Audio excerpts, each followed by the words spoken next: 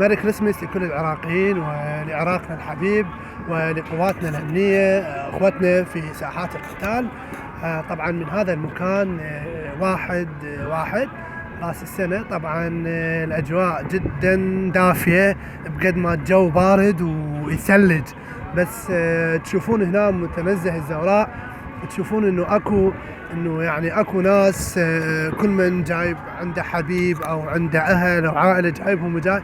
تشوفون نسمات الهواء الطلق هنا كلها مشحونه بالرومانسيه ومشحونه بالحب، وفي الجانب الاخر اجواء مشحونه بالتحديق. الشباب اللي جايين وحدهم حامد وابراهيم محدقين وجايين. طبعا هذه الاجواء جدا لطيفه. استمتعنا اليوم بالتنزه في هذا المكان الرائع. طبعا هو المتنفس الوحيد في بغداد تقريبا، يعني منذ سنوات مو سنين قليلة، كان قبل 2003.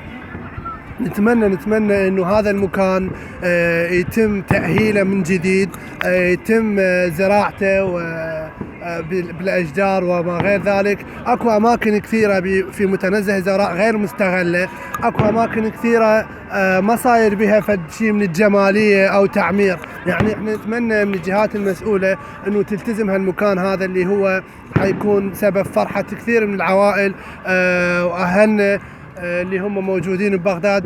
ممكن انه تتوافد عليه عوائل من المحافظات لكون ذات مواصفات جميله. يعني ما اعرف هسه انا هذا المتنزه صار له 20 سنه نفس الحال، يعني ما تغير باي شيء.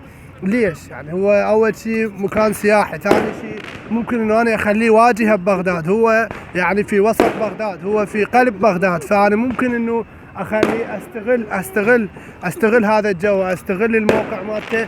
وهو من عنده هو ايراداته، هاي الالعاب كلها ب4 و5 هو الايرادات مالته، ممكن انه انا اعمر بها واخليها ماشي. في الختام هاي الاحتفاليات اللي موجوده.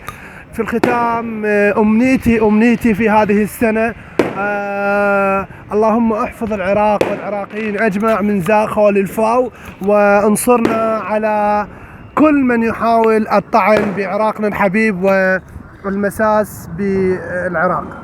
مع السلامة. هذا وياكم المصور حامد الذيب، وورا ابراهيم، وهذا